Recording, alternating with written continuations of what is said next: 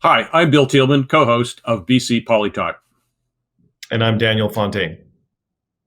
Today on our show, we've got Mayor Jack Froese of the Township of Langley. Not only is he the mayor, he's also the vice chair of the Mayors Council on Regional Transit and Transportation and sits on the Metro Vancouver Board of Directors and a number of other committees around Metro Vancouver.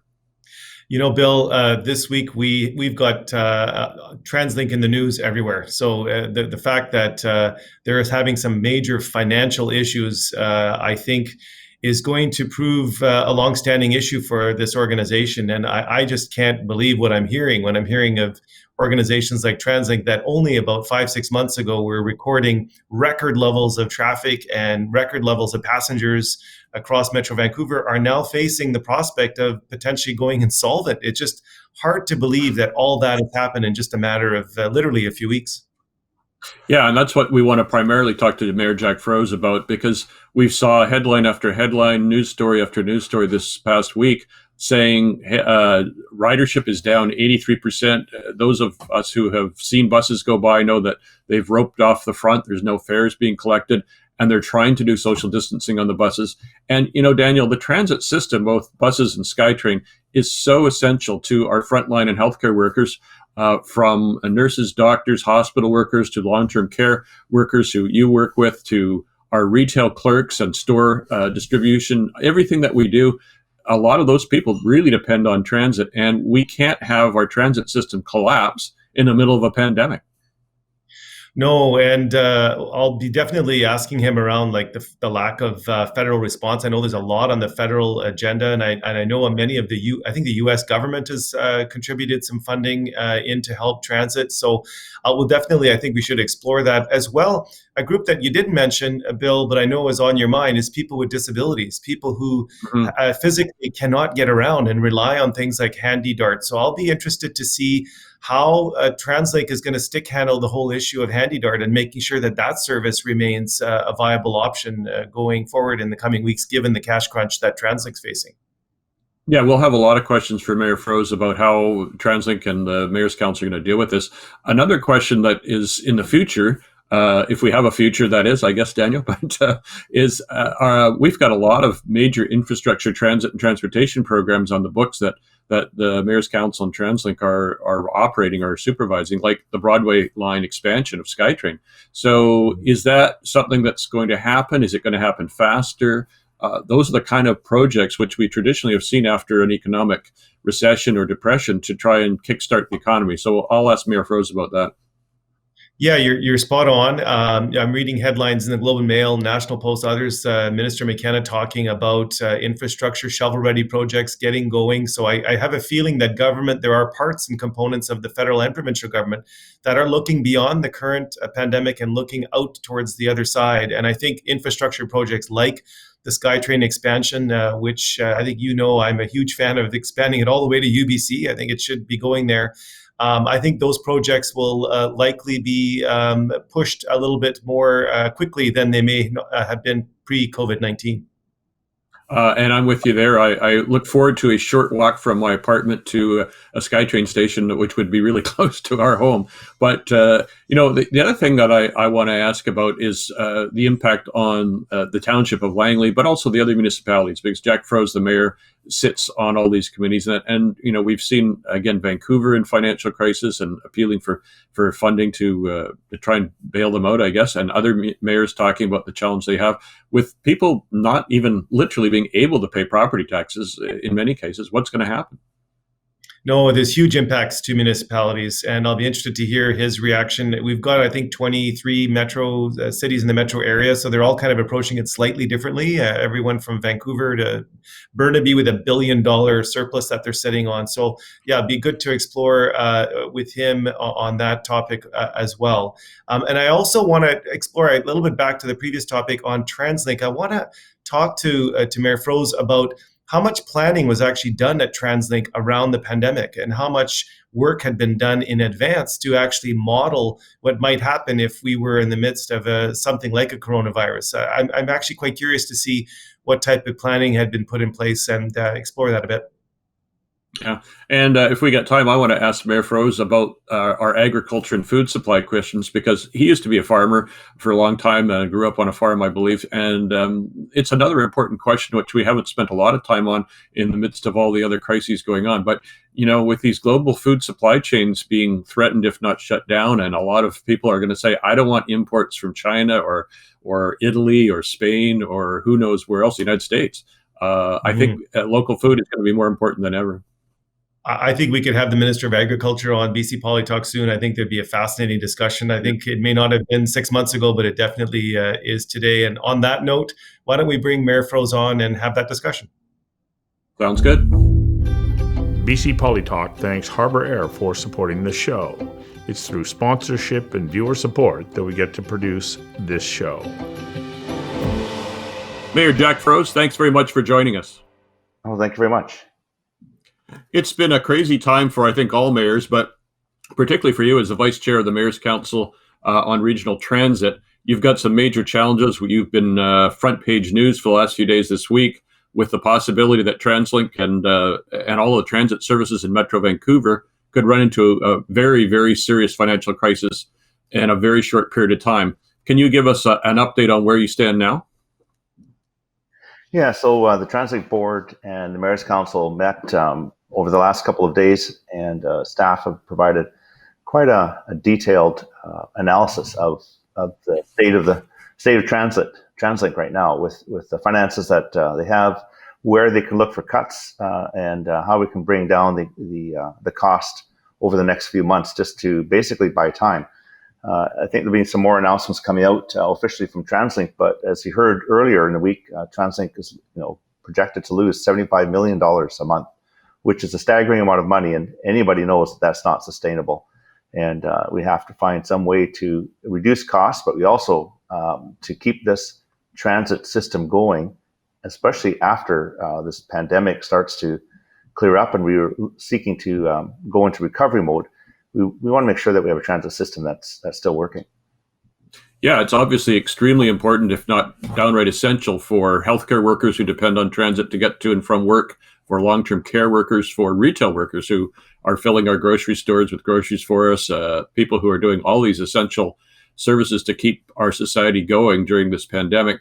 How do you balance off the need for, obviously nobody can lose $75 million a month, and at the same time provide a lot of service. So where do you go, I guess, is the question.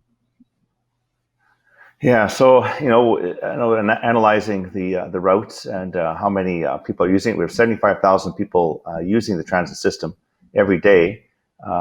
Yet there's some cost savings that unfortunately there's going to have to be some tough decisions made, either canceling some routes or reducing the frequency on some routes to reduce the cost. Those are some of the things we're looking at. You got to remember, TransLink is one of the most successful transit authorities in North America, with the highest ridership improvements. But all of a sudden, with this pandemic, it's dropped about 83% over the entire system. With the drop in ridership, there's a drop in revenue. With the drop in people not driving, gas tax is a big part of the revenue. That's fallen away considerably. So we have to look at ways to still maintain an essential service to get those people you mentioned to the places they have to go. We really rely on them. So how do we maintain an essential service and maintain that system, which you can't, it's not a direct line where you can, cancel a few lines, a few routes, and then still be able to operate. It's really difficult to keep this system going and with limited funding. So, Jack, just wondering, it's not like we didn't know that pandemics were a part of our global world today. We've had the H1N1 and SARS, and there's been, discussion around how prepared governments were and are for pandemics. And obviously that would apply to TransLink as well.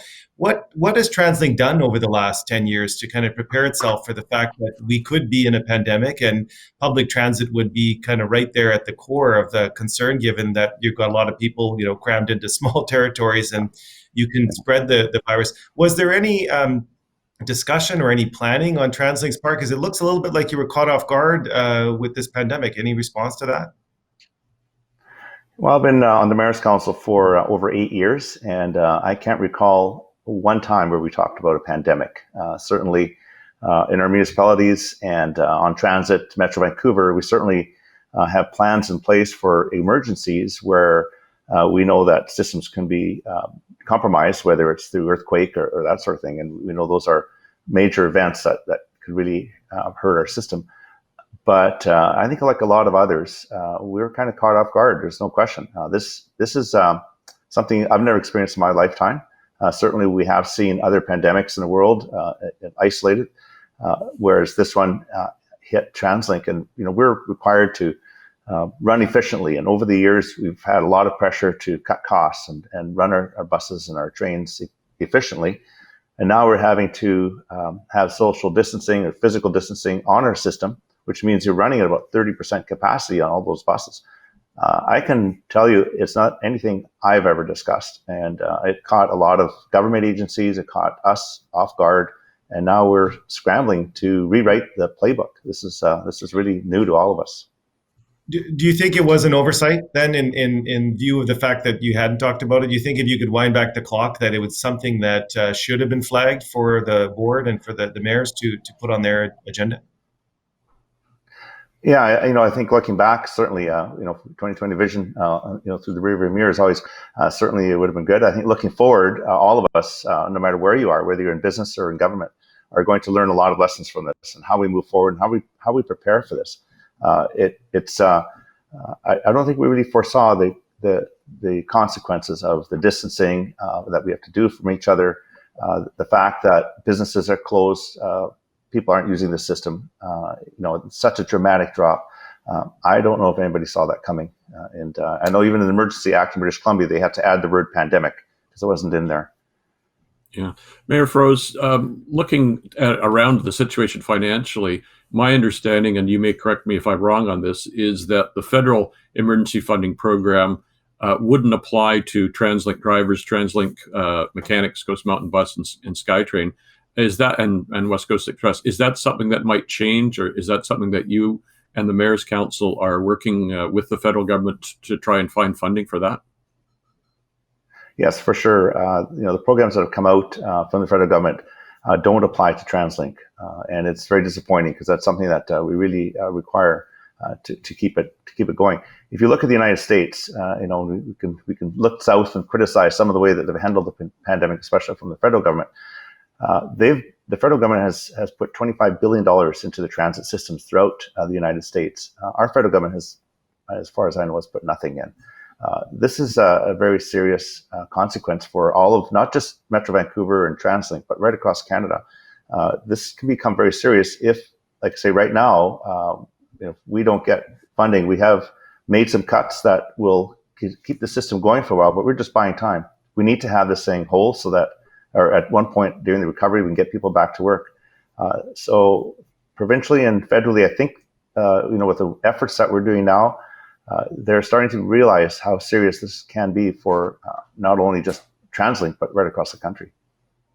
Yeah, and I certainly, and I'm sure Daniel certainly wouldn't want to see funding restricted for many of the people who are getting it and need it desperately. But it strikes me that a worker who's lost their job in the restaurant industry, as sad as that is, they're getting subsidized by the federal government, but a bus driver who's driving nurses and hospital workers and long-term care workers to their jobs isn't being subsidized. It just doesn't make sense to me. Yeah, so I think the subsidy right now is, there's a program where federal government will pay back to businesses rather than laying people off, pay them 75% of the wage. The business then covers the other 25%. That doesn't apply to TransLink. However, if someone's laid off, then certainly the collective agreement of the unions that are part of TransLink and employment insurance would kick in like everybody else as far as that particular worker. But as an organization, TransLink is not able to access some of the programs that have gone out to, for example, Air Canada. Yet, it's important to keep Air Canada ready to continue when we have the recovery. It's also important to keep our transit systems running and able to assist in the recovery. Yeah, absolutely. And I should just, sorry, Dad, I just should disclose too, I'm the co-executive director of the Better Transit and Transportation Coalition. So it's a very important issue to me. But I'm kind of mystified by the federal government position at this point, and I certainly would hope that. My question is, what if you were able to get the 75% subsidy that other employers are getting? Would that get you out of the financial glue? I don't have that kind of detail. Would have to check with the folks over at TransLink, the financial people. But it certainly is something that they've been asking for. I know Kevin Desmond has been in constant communication with counterparts right across the country and with federal government to access these programs. It certainly would go a long ways to assist, and I think it's something that is very, very important to us, is to access some sort of funding, whether it's that or it comes in a different form. But transit's important, and a lot of people, about 130,000 people or households in our region that don't own a car, and 75,000 people right now are using the system every day to get to work. These are the people that are working in the grocery stores, that are cleaning the hospitals, that are doctors and nurses that rely on transit. No, I agree with Bill that it's absolutely critical. I mean, I work obviously in the long-term care and the home care sector, and a lot of our staff use public transit to get to and from appointments and to make sure that seniors get the critical care that they need, both in home as well as in long-term care settings. So reductions in transit is obviously something very much of concern to them. I wouldn't mind just switching gears a little bit, obviously staying on the topic of transit, but I can't help but think moving forward, and I'm trying to get as often as we can for us to think beyond the pandemic, because we're right in the middle of it now. But I'm very worried about the long-term ramifications for TransLink and also for the ridership. As you indicated, I'm a regular transit user. I use SkyTrain, the bus all the time. And I can't help but think that the momentum that we were building in terms of, I was seeing the number of people list on the buses and in the SkyTrains was just growing every week. How do you think this will impact an organization like TransLink moving forward? Any thoughts, or have you guys been given some projections already as to what might happen? We're, as far as what might happen, certainly that discussion starting. I think we're focused right now on how we're going to survive the next few weeks, next few months, and that's really where a lot of the energy has been going. But you're right. TransLink was enjoying great successes, increased ridership, highest in North America. Certainly, it's going to take time for that to come back. I think we can see it all around where people are doing business differently. A lot of businesses are going to have a hard time getting back on their feet after this happens. So it's going to take time for that ridership to build again. Yet I'm optimistic. I believe that this is going to get behind us. We're, as a country and as people in Canada, we're very resilient. We've gone through difficulties in our history and come out of it. World War I, the pandemic of 1918, Depression, World War II, we've always bounced back. And I see no difference here. I think we're strong, resilient people that will find ways to get the economy going again. Everybody will want to get to work and as soon as this is over. So it will take some time. Certainly this is a setback. This is a setback for everyone. It doesn't matter what field you're in. This is a setback that's going to take some time to come out of, but I'm optimistic that we will bounce back. It just, like everybody else, it's going to take time to get the engine running again. And once it's at full speed, I think we'll be okay. Yeah. Jack, just on that and on the recovery question, TransLink has a lot of very major infrastructure programs on the books already, the expansion of the SkyTrain line down Broadway, other things. And there's some who argue that it obviously should go all the way out to UBC and that perhaps it should be built faster. With our economy quite devastated by the effects of COVID-19, once we do come out of that, and knowing that this construction is long-term, it's not going to be done in a year, would you see that the rapid transit system is A, essential, and B, should be expedited to stimulate the BC economy and the regional economy? Yeah, I certainly agree with that. One thing in recovery is to get the projects going, and getting the SkyTrain is just one project, one of the many that we're working on. The SkyTrain from Langley all the way to UBC is certainly a great stimulus project that I think should continue on.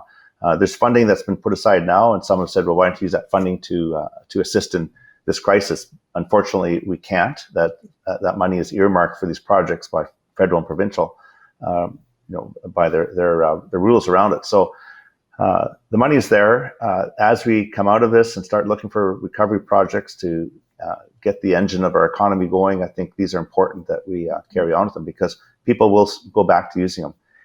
It may be different. I don't have a crystal ball with this physical distancing now, and how are we going to manage that in the future? And will that, as perhaps a vaccine comes along, people start to feel more comfortable to go back to the way of life that we're used to? But it is important to keep those projects going.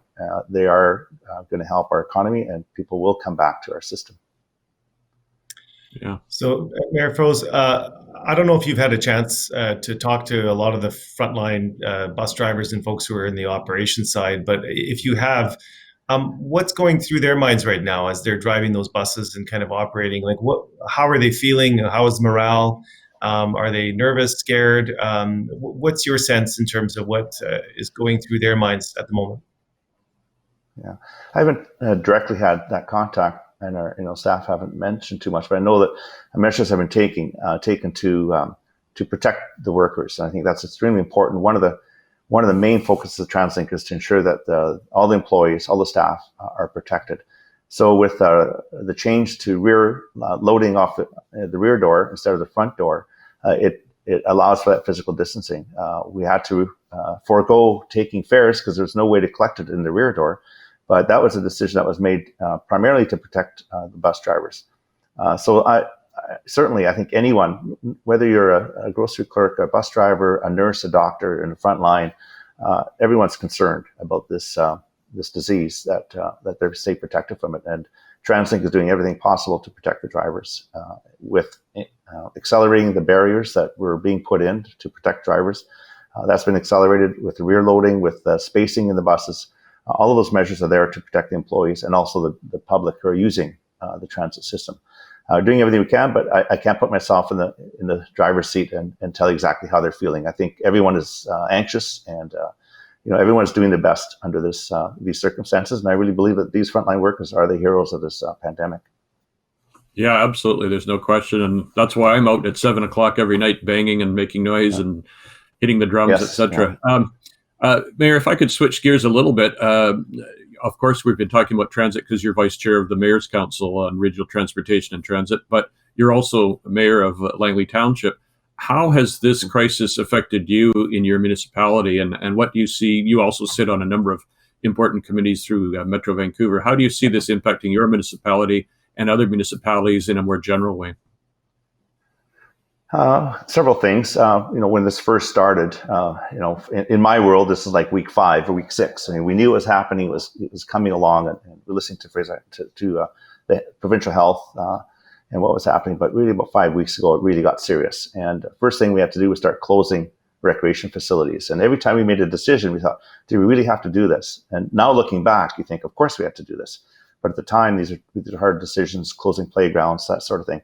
But every time we did a closure, that meant somebody, we've had to go through layoffs, and our managers have had to go to people that are great employees and have to lay them off. And that's not an easy thing to do. So there's been an immediate, impact to staff. The township, we're trying to keep as many working as possible. Some are working at home. We've got our crews still out working on projects. It's actually a good time to do road projects right now. It's a little bit lighter traffic. So in that regard, having to lay off people is difficult. Having to close down facilities which provide an income, that income is now gone. And so we have to make that up another way. The other thing that's concerning is how are our residents and homeowners, property owners, going to be able to pay their property taxes, those that have lost their jobs. And so our council, I think all councils, are struggling with what they can do to ease the burden. Some have delayed the tax collection to September 2nd. Some have reduced the penalty, which we are required by legislation to impose a 10% penalty for late payment of property taxes. We've chose to reduce the penalty in July and then make it up in November to give as much time for those who can't pay it, some room. The provincial government has come forward and given some relief to municipalities with an announcement just recently, just yesterday, where it'll help with businesses, and it also helps municipalities in deferring their payments to the province. So there's some measures that have come in that have really helped the municipalities, but financially it's difficult because we still have to pay our bills like everybody else and pay our employees. So certainly it's been challenging in my role. We first set up the Emergency Operations Center and got that rolling. But really, we're following the provincial health regulations and orders. And our job primarily right now is communication to our residents to ensure that everybody's knows what's going on and that we're doing as much as we can to work with our residents. So I've been watching over the last few weeks as the COVID pandemic has kind of rolled its way through the metro area, and just watching some of the municipalities and the reaction to it in terms of how they're prepared and closing community centers, et cetera. But one of the more fascinating components of this is around the revenue, just the lack of revenue for cities. And you've got a range of cities reacting differently. You've got the mayor of Port Coquitlam, I think, offering a tax break and rolling back the proposed tax hike that was coming forward this year. You got in my community in New Westminster pretty much a stand pat. So far, we haven't heard of any breaks or anything, but also no significant layoffs. And then you've got the city of Vancouver that's asking for a $200 million grant from the province of British Columbia. So my question to you is, kind of where does your city fit in all of that? And secondly, do you support the city of Vancouver's request for a $200 million grant? And also, if you could comment on the provincial response to that request, allowing the cities to go a little bit further into debt in order to accommodate the COVID-19 issue. Yeah, so the City of Vancouver is under its own city charter, where all other municipalities in British Columbia are under the community charter. Slightly different rules, so I'm not as familiar with how they work. I know one thing that our council had decided to do early on when we did our budget, and that was after the pandemic. We kind of accelerated our budget discussions, was to borrow from one of our reserves, but the regulations, you have to borrow. If you borrow from it, you have to pay it back with interest. So the provincial government's response was to allow municipalities to borrow from the reserves, not pay interest, and pay back in 5 years. So we do have, as municipalities, I can't speak for everyone, perhaps the larger ones, some reserves put aside for that are protected reserves for our water system, for our sewer system, for our roads, that you can't go and use that money for something else, especially for operating. But the province has allowed that to happen. That just happened yesterday. When I talked to my staff, they said that is something that's going to help us considerably. So I can't speak for Vancouver and the reserves that they have. I'm sure they'll be looking at that, and the fact that we can now delay paying our provincial school tax remittance to the province. That's delayed till the end of the year. That's money that we can use as we collect the taxes through the year. So it's, I think every municipality is a little bit different. And I know the province said they're going to be watching how this rolls out throughout the province. There's a lot of small municipalities that don't have the access to reserves that perhaps the Township of Langley would, or the city of Surrey or Coquitlam would. But for us, it's going to help us get through this bump and allow people time to get their taxes paid. And, we still are like most businesses. We're losing money too, and that has to be made up. And it's all of our money. It's the taxpayers. It belongs to all of us. But it was some good moves the province did, I think, yesterday. Yeah. I wanted to switch gears again because a lot of our viewers and listeners may not know, but prior to being mayor, you were also a farmer. And I'm wondering if you have any thoughts on the security of our food supply, the way food is distributed in British Columbia. Will we see that local food production becomes much more important? We really do have a global food supply chain now, and we get stuff from all over the world. Do you see that changing in the future? I do. I grew up on a farm, and I've been a producer all of my life. Obviously there's certain items that we cannot grow in Canada. I get my bananas and they don't come from Canada, the coffee and that sort of thing.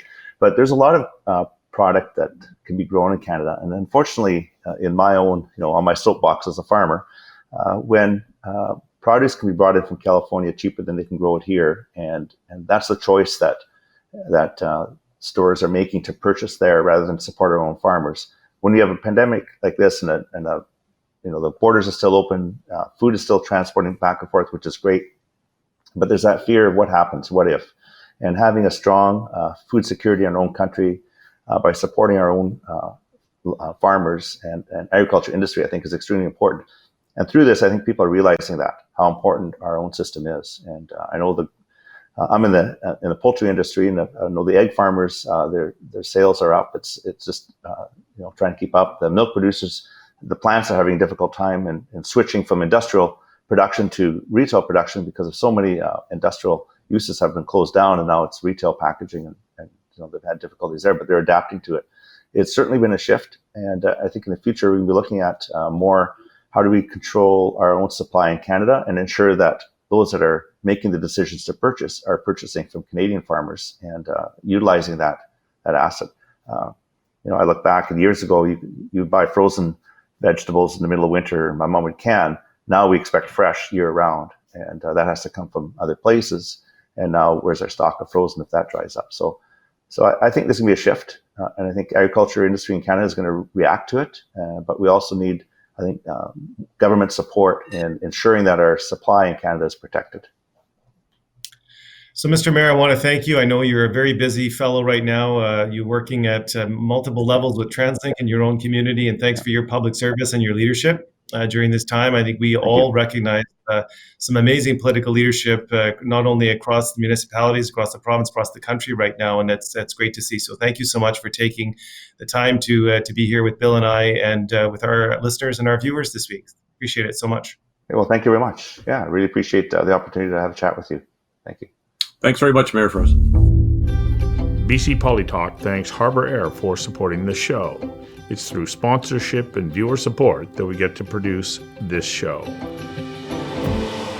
So, Bill, another really interesting discussion this time with Mayor Froese about a range of topics. I mean, we were even able to get in agriculture into that short time we had with him, but real interesting discussion.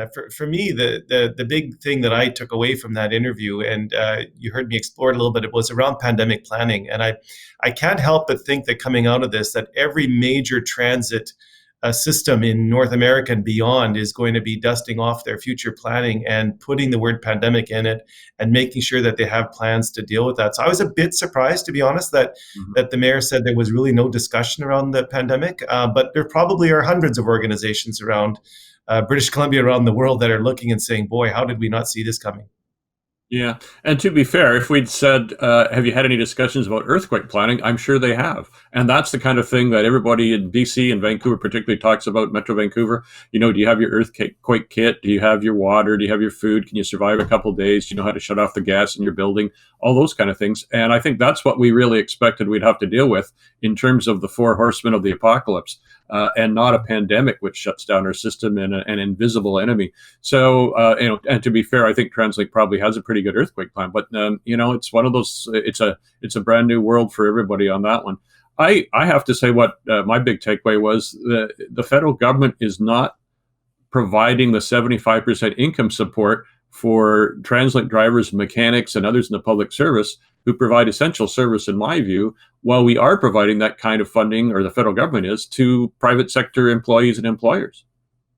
Well, what's interesting with that, Bill, is just and they're kind of designing these on back of napkins. They're trying to rush them out quickly, and I have to give them some credit, because it is, I can only imagine, a Herculean task to be coming up with programs that are designed in a matter of days that would normally take years to come up with. But so what's interesting with this is that when those Coast Mountain bus drivers are laid off, they're eligible for the $2,000 CERB or unemployment payment, whatever it's called. But why wouldn't we want to try to encourage them to stay on the job and take those funds and put that and invest that into TransLink? I think it might have been an oversight. And I can only imagine there's so many complexities, and it's like pushing on a balloon and the air pops out another side. You think you've solved something, and then you've suddenly created another problem somewhere else. So we'll be interested. I think that there is a legitimate flexibility on the part of the federal and provincial governments. We've seen them move. We've seen them transform, and an announcement comes out one week and they've said, hey, we missed it and we're going to change the program and add to it. So maybe after they watch BC Poli Talk and they see that there's some concern, federal and provincial governments might take up Mayor Froese's challenge and correct that problem.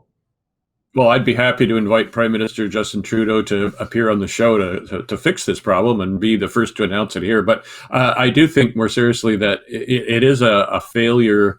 It's a policy decision, really, Daniel. And that's one of the things. And I get that the government may not want to put money into every single transit system, but it is essential. And I just have to say again, I have the best possible wishes for all the private sector employees who are off, and I'm glad they're getting some money. But I just can't imagine we don't have a transit system because the federal government won't extend the same amount of money to the transit drivers. Yeah, and Mayor Froese, one of my takeaways as well from that discussion was he did hint that there's going to be some announcements coming forward soon. And I'm really worried about Handy Dart. I'm worried that it will be impacted. We didn't get to ask him about that, but I have a feeling that there's going to be reductions in service there, and so be some other reductions in service. And I fully agree with you. And we don't always agree on everything, Bill. But I will say that I look at, like electricity, and I look at, other key core things that government has to deliver. And I see transit as being that, in particular in metro areas, when we're trying to get these workers to the grocery stores, getting the carrieds to the seniors. For most people on lower income, middle to lower income, they're using that public transit, and to eliminate that at this time in the middle of a pandemic, I think is a bit short-sighted. So I'm hoping that senior levels of government will rethink that once TransLink comes out with a plan as to what they're going to do to reduce service. Yeah. My last point, I guess, would be that I'm glad we were able to talk about what is happening municipally, and Mayor Froese outlined some of the programs that the province is doing and policy changes to allow them to borrow from the reserve funds and pay it back later. And I think we're going to see more of that, Daniel, because I don't think there's any way the municipalities, not just Vancouver, but all of them, are going to see their full tax revenue when property tax time comes up. I'm sure there's going to be a lot of people say, charge me interest, do whatever, but I'm not paying. No, there's going to be a cash crunch for sure, and we've already seen a number of layoffs, particular auxiliary employees in the city. So, but they're called auxiliary, but they basically are working for the city. They're just not full-time employees, and there's literally in the thousands now of auxiliary employees that have been laid off in the metro area.